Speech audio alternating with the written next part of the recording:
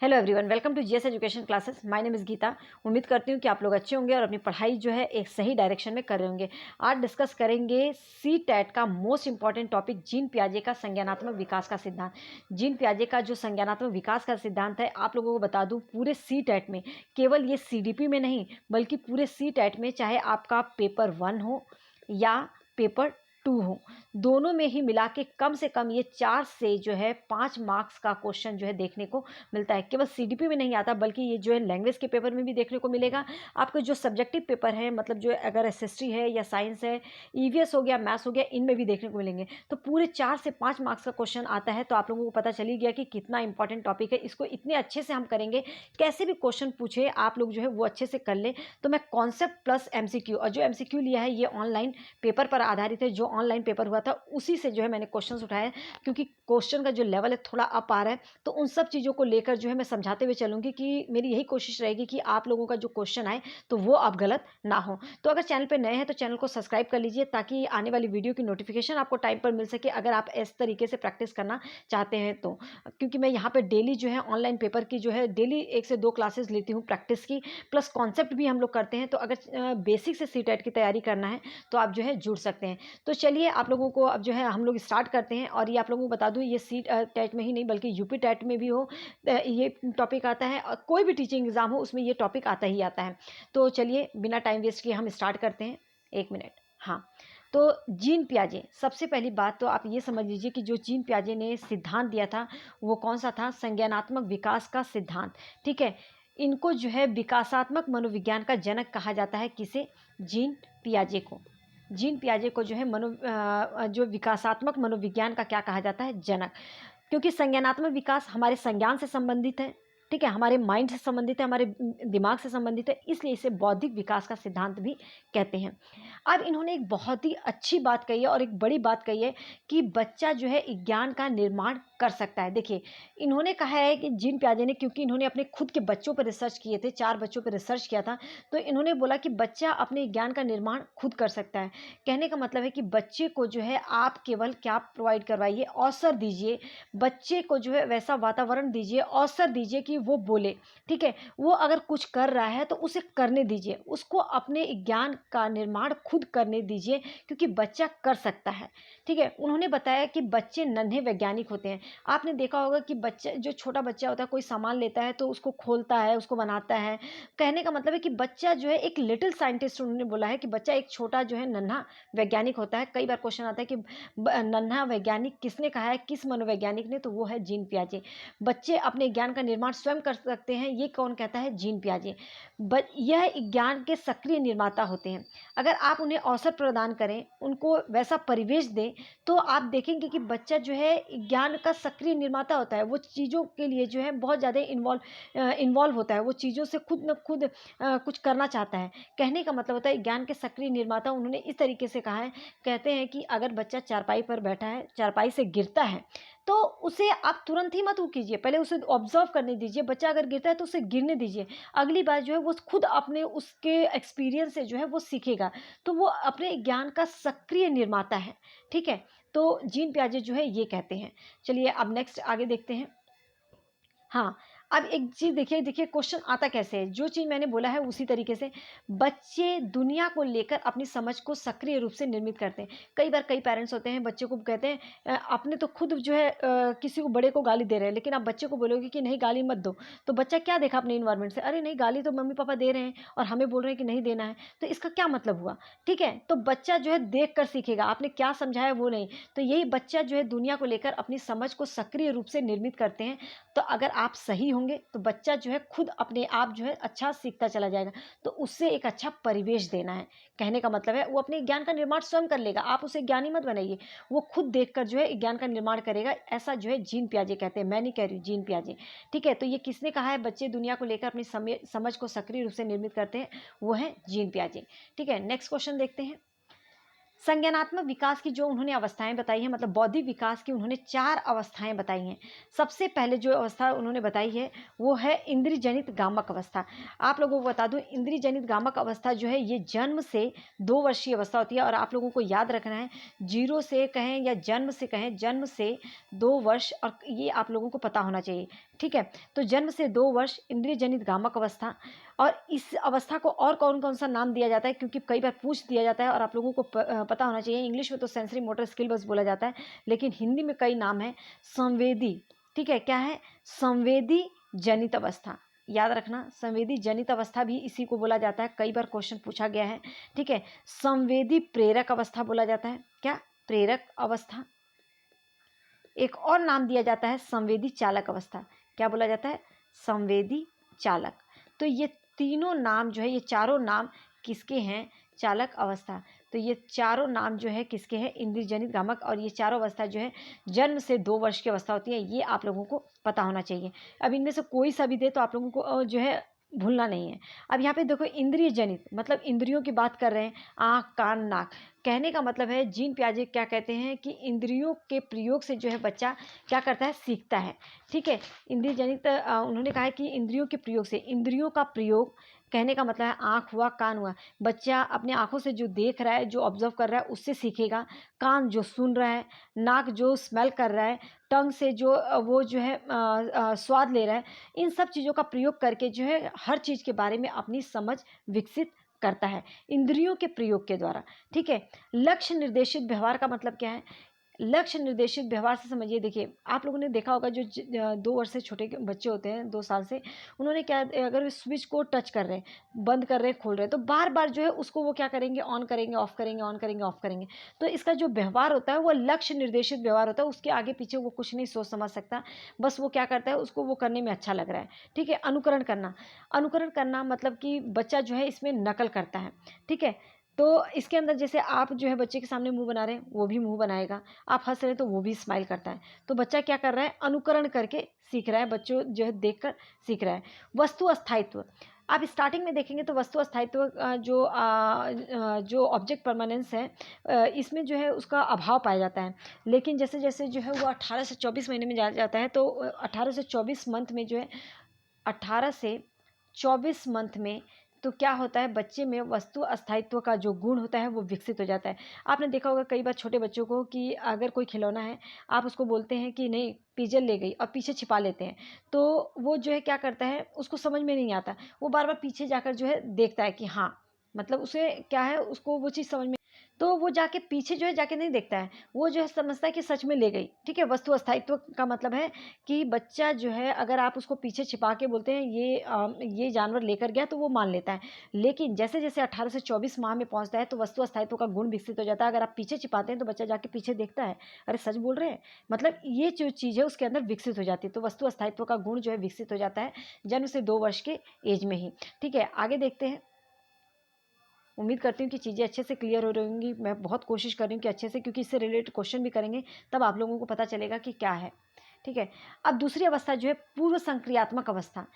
आप लोगों को बता दूं, सीबीपी मोस्ट इंपॉर्टेंट टॉपिक करके मैंने ये जो है टॉपिक करवाया है, उसके अंदर पूरे डायग्राम के साथ चीज़ें समझाई है। उसका लिंक जो है मैं डिस्क्रिप्शन बॉक्स में दे दूंगी, प्लेलिस्ट जो है इसकी पूरी बनी हुई है, तो आप वहाँ पे जाएंगे तो इसमें जो है मैंने जीन पियाजे बहुत अच्छे से, यहाँ पे तो मैं छोटी छोटी चीज़ें जो है समझाऊंगी, क्योंकि कॉन्सेप्ट आपको बताना है और साथ में हम क्वेश्चन कर रहे हैं, ठीक है। पूर्व संक्रियात्मक अवस्था जो होती है ये 2 से कब तक की होती है, 2 से 4 वर्ष की अवस्था होती है। अब एक चीज़ समझिएगा, अब इसके अंदर जो है जीववाद की धारणा, एक बहुत बड़ी बात इसके अंदर, एक चीज़ याद रखिएगा, सूचकता बहुत बार जो है प्रयोग किया जाता है सूचकता का। तो सूचकता जो है आता है 2 से 7 वर्ष में।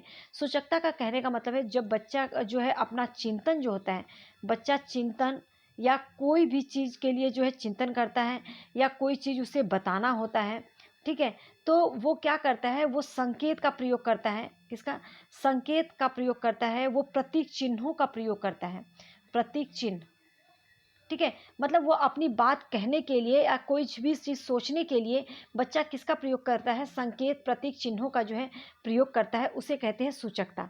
जीववाद की धारणा, जीववाद की धारणा क्या होती है, बच्चा यहाँ पे जो है निर्जीव वस्तुओं को भी सजीव समझने लगता है। मतलब कि बच्चा अगर निर्जीव जो वस्तुएं होती है, निर्जीव वस्तुओं को क्या समझता है, सजीव। समझिएगा कैसे?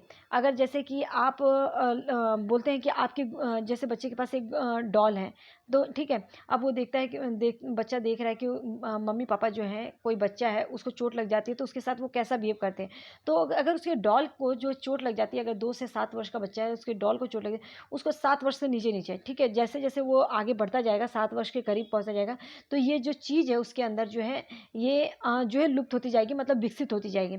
तो स्टार्टिंग में बच्चा जो है अगर देखता है कि उसके डॉल को चोट लग गई, तो वो क्या करता है, उसे डॉक्टर को ले जाना है, उसको क्रीम लगाना है। वो उस तरीके से बिहेव करता है क्योंकि वो निर्जीव वस्तु को भी सजीव, कि मुझे चोट लगती है तो मम्मा क्या करती हैं, उसी तरीके से डॉल को चोट लगी तो मुझे क्या करना चाहिए। तो निर्जीव वस्तुओं को क्या समझता है वो सजीव। कौन सी अवस्था में? पूर्व संक्रियात्मक अवस्था में। आत्म केंद्रिता का गुण। आत्म केंद्रिता का गुण बच्चे के अंदर जो होता है, इस टाइम पे बच्चा क्या सोचता है कि अगर उसका पास कोई खिलौना है, उसके पास क्या है? खिलौना। तो बच्चा क्या सोचता है कि ये खिलौना जो है उसी का है। उसके आस-पास जितनी भी चीज़ें हैं वो केवल उसी की हैं। आत्म-केंद्रिता का गुण होता है कि मतलब वो अपने आप को वैल्यू देता है, बाकी किसी को वो नहीं देना है। सोच-विचार में भी केंद्रीकरण पाया जाता है। कहने का मतलब है कि वो किसी भी चीज़ को सोचता है ना, तो एक ही एस्पेक्ट में देखता है, मतलब एक ही तरफ देखता है। कहने का अर्थ है कि अगर बच्चा परछाई को देख रहा है तो वो दूसरी चीज़ को नहीं समझ, वो परछाई को सोच रहा है कि वो मैं ही हूँ, ठीक है? और ये मेरे जैसा ही कोई है। वो ये नहीं सोच रहा है उस दूसरे एस्पेक्ट को कि ये मेरी परछाई है, मतलब ये कोई सजीव चीज़ नहीं है, ये जो है ऐसे ही है, उस चीज़ को नहीं। सोच-विचार में जो है केंद्रीकरण पाया जाता है, विकेंद्रीकरण मतलब अलग-अलग तरीके से नहीं पाया जाता, विकेंद्रीकरण का जो है यहाँ पर अभाव देखने को मिलता है। अहम भाव। अहम भाव स्वयं के दृष्टिकोण को महत्व देना। कहने का अर्थ है बच्चा जो कुछ भी बोल रहा है, वो अगर मान लो उसे खिलौना चाहिए, तो उसे चाहिए ही चाहिए। वो उसको आप कितना भी समझा लो, उसको उस बोलेगा हाँ, उस टाइम पे ठीक है, लेकिन कितना भी समझा लो वो कहेगा नहीं, वो खिलौना जो है उसी का है। तो अगर उसने कोई बात कही, अगर उसको कोई चीज़ चाहिए तो वो ज़िद करने लगता है, क्योंकि वो जो कह रहा है वो सही है, बाकी आप कितना भी समझा लो उसको, उससे कोई फ़र्क नहीं पड़ता है। कहने का मतलब है, एक छोटी-सी मैं बात समझाती हूँ आप लोगों को। एक कुछ दिन पहले ही मैंने देखा मेरे घर में ही बच्चों को, तो उसमें मैंने क्या देखा कि एक जो बच्चा है वो 6 साल का है और एक बच्चा जो है वो 4 साल का है। उसका बर्थडे था तो उसने जो है खिलौने आए उसके लिए, तो उसको समझाया गया था, क्योंकि जो 4 साल वाला बच्चा है अगर वो खिलौना उसके पास देखेगा तो वो ज़िद करेगा कि नहीं मुझे चाहिए। तो उसको समझा दिया गया था कि आप तो समझदार हो, क्योंकि भाई वो 6 साल का है, तो सब उसको ये समझा रहे हैं कि आप थोड़े बड़े हो। आप जो है अपने खिलौने आपका ही है ये, अगर ये माँगेगा तो इसको उस टाइम पे दे देना, लेकिन रात में आप ले लेना, आपको आपका कोई नहीं लेगा। वो बोल रहा है कि इस टाइम पे हाँ, हाँ, ठीक है, लेकिन उसको कहीं न कहीं ये लग रहा है कि कहीं ये मेरा ले ना ले। मतलब वो स्वयं के दृष्टिकोण को आप क्या समझा रहे हो उससे कोई उसे फ़र्क नहीं पड़ता। उसको बस ये पता है, क्योंकि वो भी तो छोटा है, ये 6 साल का है, तो उसको ये नहीं समझ में आ रहा है कि ये, उसको लगता है कि ये मेरा ले लेगा। वो कैसे न कैसे करके ये मेरा है तो ये मेरा ही होना चाहिए। तो दोनों ही के अंदर जो है आत्म केंद्रिता दिखती दिखती है। अपने ही स्वयं के दृष्टिकोण को वो दोनों ही महत्व दे रहे हैं। ठीक है, आप क्या समझा रहे हो उससे कोई मतलब नहीं है। हम सोचते हैं कि वो बड़े हो रहे हैं, नहीं, ऐसा नहीं है, उनको ये चीज़ समझ में ही नहीं आ रही है। ठीक है, तो यहाँ से आप समझ गए होंगे कि बच्चे किस तरीके से जो है एक ही तरफ से सोचते हैं। वो अपने आप को ही जो है वैल्यू देते हैं, अपने ही दृष्टिकोण को वैल्यू देते हैं। उनके हिसाब से कोई कितना भी समझा ले, उनको वो चीज़ समझ में नहीं आती। ठीक है, आगे देखते हैं। देखो, बच्चे में पलटावी गुणों का अभाव पाया जाता है। अगर आप बच्चे को बताते हैं कि 2 इंटू 4 जो है 8 होता है, तो उनको ये नहीं आप बता सकते कि 4 इंटू 2 भी 8 होता है। ये चीज़ जो है उनके अंदर विकसित नहीं होती है। वो जो है इसके बारे में जो है समझ ही नहीं पाते। उनको ये चीज़ समझ ही नहीं आता। ठीक है? अच्छा, एक चीज़ और मैं बता देती हूँ, केंद्रीकरण को एक और एग्ज़ाम्पल से आप समझ सकते हैं। आप जब गिलास का पानी लेते हैं, ठीक है? एक चौड़ी गिलास है और एक जो है पतली गिलास है। आप इसके अंदर पानी, आपका जो चौड़ी गिलास में इतना आ रहा है, पतली गिलास में इतना आ रहा है। बच्चे को ये चीज़ जो है, उसको ये क्या लगेगा कि उसका पानी इतना ही है, इसका बोलेगा कि मेरा पानी तो तुमसे ज़्यादा है। उसके अंदर जो वो, क्योंकि एक ही तरीके से देख रहा है कि गिलास है, उसके अंदर पानी भरा हुआ है। वो दूसरे तरीके से नहीं कि ये पतला है, ये चौड़ा है, इसलिए ऐसा है। नहीं, वो दूसरे एस्पेक्ट में नहीं देख पा रहा है। वो केंद्रीकरण मतलब एक ही तरीके से देख पा रहा है कि गिलास है, उसका पानी जो है उसका इतना है, इसमें अंदर जो है इतना है। वो दूसरे तरीके से नहीं देख पा रहा है कि अगर इसी पानी को पतली गिलास को जो चौड़ी गिलास में डालें तो इतना हो जाएगा, चौड़ी वाली गिलास का पानी इसमें पतली वाली गिलास में डालें तो वो भर जाएगा। ये चीज़ उसे समझ नहीं आता है। तो ये सोच विचार में जो है केंद्रीकरण पाया जाता है। वो जो है अलग-अलग तरीके से नहीं समझ सकता, मतलब विकेंद्रीकरण का जो है उसके अंदर क्या पाया जाता है, अभाव पाया जाता है, विलोमिता का अभाव पाया जाता है। उम्मीद करती हूँ कि ये जो है अच्छे से क्लियर हो गया होगा। पूरी कोशिश करती हूँ कि आप लोगों को चीज़ें एक एक समझ में आ जाए। अगर कहीं पर भी कुछ भी डाउट लगता है तो कमेंट सेक्शन में आप पूछ सकते हैं, क्योंकि टॉपिक जो है आप लोगों को कॉन्सेप्ट क्लियर होना बहुत ज़्यादा ज़रूरी है। ठीक है, अब यहाँ पे हम कर लेते हैं क्वेश्चन। देखिए, पियाजे के अनुसार विकास के किस काल में बालक वस्तुओं के लिए प्रतीकों का इस्तेमाल करने लगता है? अभी मैंने बताया ना सूचकता का। ठीक है, सूचकता किस चीज़ में, मतलब कि किसी भी चीज़ को वस्तु दिखानी तो उसके लिए जो प्रतीक का इस्तेमाल करता है, तार्किक समझ जो है उसकी उभरने लगती है प्रतीकों के माध्यम से। तो वो कौन सी अवस्था है? पूर्व संक्रियात्मक अवस्था। ठीक है, पूर्व संक्रियात्मक काल कह सकते हैं। ठीक है, तो यहाँ पे जो है हमारा फर्स्ट ऑप्शन जो है करेक्ट होगा। नेक्स्ट, जीन पियाजे के अनुसार पूर्व संक्रियात्मक चरण में बच्चे निम्न में से क्या कर पाते हैं? प्रतिलोमिक चिंतन, प्रतीकात्मक खेल, अनुक्रमिक वर्गीकरण, संरक्षण। तो आप लोगों को बता दूं, सबसे पहले तो आप लोगों को एलिमिनेट करना भी आना चाहिए कि आंसर को एलिमिनेट कैसे करते हैं। एक चीज़ याद रखिएगा, यहाँ पे देखिए, जो प्रतीकात्मक खेल है ये तो होगा नहीं। अनुक्रमिक वर्गीकरण करना जो है बच्चा अभी नहीं सीखता है, इससे अगली वाली स्टेज में सीखेगा। संरक्षण भी जो है अगली स्टेज में, तो ये तो हमारा होगा नहीं। प्रतिलोमिक चिंतन, अब प्रतिलोमिक चिंतन देखो किसे कहते हैं? बच्चा यह प्रतिलोमिक चिंतन क्या होता है कि बच्चे ये नहीं समझते कि किसी भी कार्य के लिए या कोई घटना को जो प्रारंभिक बिंदु पर वापस कैसे खोजा जा सकता है। कहने का मतलब है, अभी अब चीज़ मैंने समझाया था आप लोगों को कि एक चौड़ी गिलास है और एक पतली गिलास है, तो इसके अंदर पानी इतना है, इसके अंदर पानी इतना। बच्चा ये समझ रहा है कि इसमें ज़्यादा पानी है, इसमें कम पानी है। उसको ये नहीं समझ में आ रहा है कि इसका पानी इसमें डाला जाएगा तो वो कम हो सकता है, और इसका पानी इसमें डाला जाएगा तो ये हो सकता है कि ज़्यादा। तो पानी को मूल स्थिति में लाने के लिए इसे लंबे गिलास में डाल दें तो ये बढ़ जाएगा। ये चीज़ उसको समझ में नहीं आ रहा है। प्रतिलोमिक चिंतन जो है पूर्व संक्रियात्मक का चरण में बच्चे में निम्न में से क्या कर पाते हैं? प्रतिलोमिक चिंतन कर पाते हैं। तो हमारा ऑप्शन जो है 1 करेक्ट होगा। ठीक है, मूर्त संक्रियात्मक अवस्था क्या है? देखिए, मूर्त संक्रियात्मक अवस्था मतलब कि बच्चा मूर्त तरीके से सोचना शुरू कर देता है। जो चीज़ें जो है उसके सामने होती हैं, सामने जो है रखी रहती हैं, जो देखता है उसके बारे में जो है वो जो है चिंतन करना आरंभ कर देता है। और ये अवस्था 7 से 11 वर्ष की अवस्था पाई जाती है। जो उसके सामने है चीज़ें उसके बारे में जो है वो सोच सकता है, विचार कर सकता है, उसे वर्गीकरण कर सकता है, उसे समझ सकता है। तो मूर्त वस्तुओं के संदर्भ में चिंतन प्रारंभ कर देता है, मतलब जो उसके सामने वस्तुएं हैं। संख्याओं का बोध हो जाता है, उसे संख्याएं समझ में आ जाती हैं। जोड़, घटाना, ठीक है, घटाना, गुणा, भाग, इन सब चीज़ों को अब अच्छे से वो जो है क्या समझने लगता है कि कैसे एडिशन होगा, मल्टीप्लिकेशन होगा, सब्ट्रैक्शन, एडिशन, जो डिवीज़न होगा ये कैसे होगा। वर्गीकरण करना सीख जाता है बच्चा चीज़ों को कि छोटा कौन सा है, बड़ा कौन सा है, इन सब चीज़ों को, कम, ज़्यादा, ठीक है, कम ग्लास में चौड़ा, पतला, इन सब चीज़ों के बारे में जो है वर्गीकरण करने लगता है। चिंतन व तर्क में क्रमबद्धता आ जाती है, मतलब बच्चे को समझ जो है विकसित हो जाती है। वस्तुओं को क्रम में लगाना कि ये चीज़ छोटी है, ये उससे बड़ी है, ये उससे बड़ी है, ये चीज़ें जो है वो सीख जाता है। चिंतन में जो पलटावी गुण था ना, 2 × 4 = 8 होता है, 4 × 2 क्या होगा? तो 8, ये चीज़ जो है इसके अंदर जो है विकसित हो जाती है। संरक्षण गुणों का विकास हो जाता है। कहने का मतलब ये बच्चे की लंबाई, चौड़ाई, तरल वस्तु है या ठोस वस्तु है, इन सब चीज़ों के बारे में जो बच्चा अच्छे से जो है समझ विकसित हो जाती है। भाषा एवं विचार की योग्यता विकसित हो जाती है, क्योंकि बच्चा अब जो 7 से 11वें वर्ष में पहुंच चुका है, इसकी भाषा और विचार जो है अब विकसित होने लगते हैं। तो उम्मीद करती हूँ कि ये चीज़ जो है आप लोगों को अच्छे से क्लियर हो गई होगी। इससे रिलेटेड क्वेश्चन देख लेते हैं। ठीक है, कोशिश थी कि जल्दी जल्दी समझा दूं, लेकिन कहीं ना कहीं टाइम अगर लग रहा है तो ये आप लोगों के लिए ही लेती हूँ। ठीक है, चलिए देखिए, एक छोटी बालिका प्रतीकात्मक खेल कर पाती है पर अभी दूसरे व्यक्ति का दृष्टिकोण नहीं समझ पाती। प्रतीकात्मक खेल तो कर लेती है लेकिन दूसरे का दृष्टिकोण नहीं समझ पाती, मतलब उसके सामने जो वस्तु है उसके बारे में तो वो समझ लेती है, लेकिन दूसरे के दृष्टिकोण, दूसरा क्या सोचेगा वो नहीं समझ पाती है। वह अपनी पकड़ से बाहर की घटनाओं को की वजह से आसानी से परेशान हो जाती हैं। जीन पियाजे द्वारा सुझाए गए चरणों में कौन सा चरण है? आप लोगों को बताया था ना कि जैसे कोई भी चीज़ सामने है उसके बारे में तो वो अच्छे से समझ लेती है, लेकिन जो उसकी पकड़ से बाहर है उसमें जो है परेशानी होने लगती है। तो वो संवेदीगामक अवस्था, संवेदीगामक तो होगा ही नहीं क्योंकि ये जन्म से 2 वर्ष की अवस्था होती है, इंद्रियजनित गामक अवस्था होती है। पूर्व संक्रियात्मक अवस्था भी नहीं होगा। ठीक है, मूर्त संक्रियात्मक अवस्था, औपचारिक संक्रियात्मक अवस्था। तो मूर्त संक्रियात्मक अवस्था होगा और इनकी स्टेज जो है याद रखिएगा 0 से 2 वर्ष है। पूर्व संक्रियात्मक अवस्था जो है ये 2 से 7 वर्ष है, ये 7 से 11 वर्ष की अवस्था है और ये 11 वर्ष से ऊपर की अवस्था है। ये चीज़ जो है कई बार पूछा जाता है। नेक्स्ट क्वेश्चन, हाँ, 1 मिनट, निम्नलिखित में से कौन सा युग्म सही मिलान कीजिए। शैशवावस्था में बच्चा तर्क को लागू करता है? बिल्कुल नहीं। शैशवावस्था में बच्चा तर्क कैसे समझ सकता है? अनुमान लगाने में सक्षम होता है? नहीं। पूर्व संक्रियात्मक अवस्था में बच्चा जो है निगमनात्मक और तार्किक सोच प्रारंभ हो जाती है? बिल्कुल नहीं। ये तो अवस्था कब आती है बच्चे में? अमूर्त संक्रियात्मक अवस्था में आती है। ये पूर्व संक्रियात्मक अवस्था में तो बच्चे में अपनी भाषा का ही विकास नहीं हुआ है, उसे संरक्षण करना नहीं आया है, उसे वर्गीकरण नहीं आया, तो निगमनात्मक चिंतन और तार्किक सोच कैसे प्रारंभ कर देगा? मूर्त संक्रियात्मक अवस्था में बच्चा वर्गीकरण संरक्षण कर पाता है? बिल्कुल।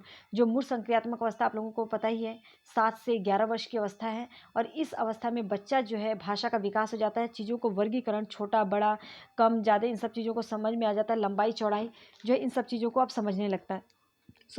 मूर्त संक्रियात्मक अवस्था बच्चे के अनुकरण की शुरुआत कहाँ पर होती है? अनुकरण करना बच्चा कहाँ पर सीखता है? शैशवावस्था में। तो ये तो होगा नहीं। ठीक है, यहाँ पे करेक्ट ऑप्शन जो है हमारा थर्ड जाएगा, तो थर्ड जो है करेक्ट ऑप्शन है। नेक्स्ट देखिए, अमूर्त संक्रियात्मक अवस्था में क्या है? अमूर्त या औपचारिक संक्रियात्मक अवस्था जो होती है, ये 11 वर्ष से ऊपर की अवस्था होती है। ठीक है, जिसमें बच्चा जो है अगर उसके सामने वस्तु है तो भी, नहीं है तो भी, उसके बारे में जो है अमूर्त तरीके से चिंतन प्रारंभ कर देता है। इसे औपचारिक संक्रियात्मक अवस्था भी बोला जाता है। भाषा और अभिव्यक्ति की क्षमता में वो चरमोत्कर्ष पर होती है, मतलब बहुत ही इसकी भाषा का विकास हो चुका होता है 11 वर्ष से ऊपर की अवस्था में। चिंतन में पूरी तरह से क्रमबद्धता आ जाती है, एक तरीके से सोचना शुरू कर लेता है। अभिसारी, ठीक है, अभिसारी और सृजनात्मक चिंतन करने लगता है, मतलब उसके चिंतन में जो है क्रिएटिविटी दिखती है, लेकिन जो है ये क्या करता है, क्लोज एंडेड चीज़ें समझ पाता है। अभी ओपन एंड नहीं है, क्लोज एंडेड। ठीक है, क्वेश्चन भी उसका क्लोज एंडेड क्वेश्चन टाइप का होगा। ठीक है, निगनात्मक तर्क का विकास हो जाता है। कहने का मतलब है निगनात्मक एक मैंने बताया था निगनात्मक तर्क क्या होता है, उसको आप नियम बताओ फिर उदाहरण बताओ तो उस चीज़ को समझने लगता है। और लोकन क्षमता मतलब ऑब्जर्वेशन पावर, इसकी तर्क क्षमता, कल्पना और प्रयोग के आधार पर निष्कर्ष निकालना, इस सब चीज़ों का जो है विकास हो जाता है। कौन से? अमूर्त संक्रियात्मक अवस्था में। अब क्वेश्चन देखते हैं इससे रिलेटेड। जीन पियाजे के अनुसार निम्नलिखित में से किस चरण में एक बच्चा अमूर्त प्रस्तावों के बारे में सोचने लगता है? तो इंद्रिय जनित गामक अवस्था में नहीं, क्योंकि 2 वर्ष तक की अवस्था, तो ये पूर्व संक्रियात्मक अवस्था भी नहीं होगा। अमूर्त संक्रियात्मक औपचारिक या अमूर्त संक्रियात्मक अवस्था होगा 11 वर्ष या उससे ऊपर। ये अमूर्त प्रस्तावों के बारे में जो है तार्किक रूप से चिंतन प्रारंभ कर देता है। नेक्स्ट क्वेश्चन देखते हैं। अब क्वेश्चन जल्दी जल्दी सॉल्व कर लेते हैं। निम्नलिखित में से किस सिद्धांतकारी ने नैतिक तर्कता के अध्ययन के लिए संज्ञानात्मक विकास का दृष्टिकोण का उपयोग किया है? यहाँ पे नैतिक तर्कता की बात की जा रही है, नैतिक विकास का सिद्धांत की बात की जा रही है। नैतिक विकास भी एक संज्ञानात्मक विकास के तरह ही जो है बोला गया है। तो नैतिक तर्कता कौन? Harvard gardener? बिल्कुल नहीं। जीन पियाजे? बिल्कुल नहीं। ये भी नहीं, ये भी नहीं। ठीक है, तो यहाँ पे जो है किसने दिया था नैतिक तर्कता? Lawrence Kohlberg. ठीक है, लॉरेंस कोहलबर्ग ने जो है नैतिक तर्कता की बात की है, तो इसका जो है लॉरेंस कोहलबर्ग आंसर होगा। नेक्स्ट देखते हैं।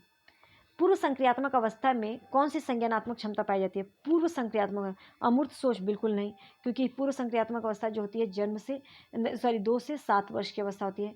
ठीक है, जीववाद की धारणा जिसमें पाया जाता है, आत्मकेंद्रिता का गुण पाया जाता है, केंद्रीकरण का गुण पाया जाता है, विकेंद्रीकरण का अभाव पाया जाता है, सब अभी समझाया।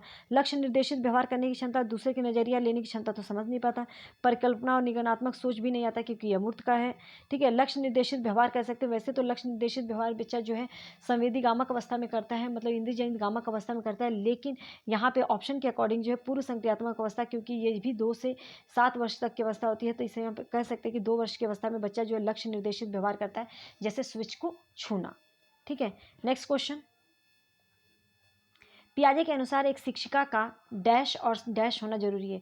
जीन पियाजे क्या कहते हैं? एक शिक्षक जो है उसका क्या है, उसका जो है गतिशील होना, ठीक है, मोबिलिटी, लचीलापन, फ्लेक्सिबल होना बहुत जरूरी है, या संरचित, अन्वय, या सहानुभूतिपूर्ण, पारदर्शी, यांत्रिक, या व्यवहारवादी।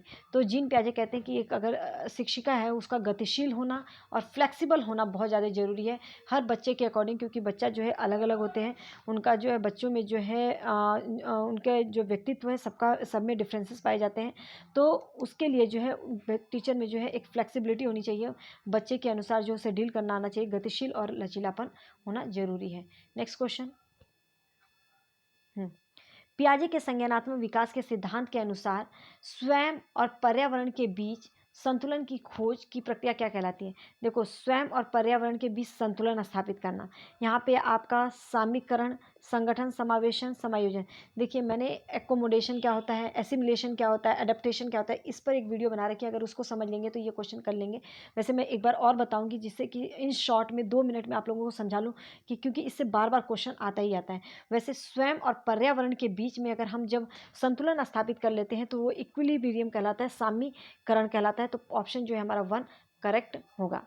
ठीक है, नेक्स्ट क्वेश्चन, इसका लिंक जो है मैं डिस्क्रिप्शन बॉक्स में दे दूंगी, जो सीडीपी मोस्ट इंपॉर्टेंट टॉपिक करके है। कोशिश पूरी है कि बहुत अच्छे से समझा लूँ, एक चीज़ भी गलत ना हो। अगर आप लोगों को वीडियो पसंद आ रही हो, समझ में आ रहा हो, तो प्लीज़ हिट लाइक बटन। अपने लंबे मगर चौड़े गिलास में नींबू पानी के अस्तर को और इशारा करते हुए सारा अपनी बहन को चिढ़ाती है। उनके पिताजी ने उसे ज़्यादा पानी दिया, उसकी बहन को किसी भी प्रतिक्रिया नहीं देती, क्योंकि उसे अपने पिता के गिलास में पिता को उसके गिलास से सारा के गिलास में पानी डालते हुए देखा। वह जानती है कि दोनों गिलास में नींबू पानी की मात्रा समान है। इस संदर्भ में सारा का क्या प्रदर्शित करती है? ठीक है, क्योंकि सारा के गिलास में नींबू पानी डालते हुए देखा है, वह जानती है कि दोनों के गिलास में जो है नींबू पानी का समान है। इस संदर्भ में सारा क्या प्रदर्शित करती है? केंद्रीकरण, जीववाद, क्रमबद्धता, वर्ग समावेशन। तो आप लोगों को बता दूं, जो सारा है, क्योंकि उसको लगता है कि दोनों के गिलास में जो है पानी बराबर नहीं है, तो इसके लिए जो है उसके अंदर जो एक ही एस्पेक्ट में देख रही है, कम और ज़्यादा। ठीक है, लेकिन उसकी बहन को ये चीज़ उसने देखा है तो वो ज़्यादा रिएक्ट नहीं कर रही है। सारा का यहाँ पे विचार पूछा है तो क्योंकि वो केंद्रीकरण, ठीक है, वो एक ही तरफ से सोच रही है। और किसमें ये पाया जाता है? पूर्व संक्रियात्मक अवस्था में। ठीक है, तो यहाँ पे जो है पूरे क्वेश्चन ख़त्म होते हैं और उम्मीद करती हूँ कि चीज़ें क्लियर हुई होंगी। अगर कहीं पर भी आप लोगों को लगता है कुछ समझ में नहीं आया तो आप कमेंट सेक्शन में ज़रूर अपना जो है जो भी क्वेरी हो, जो भी टॉपिक नहीं समझ में आता है, मेरी पूरी कोशिश रहेगी कि नेक्स्ट वीडियो उस पर बनाऊँ अगर आप लोगों को कोई टॉपिक में डाउट है। और ज़रूर अपना सजेशन दीजिएगा। All the best.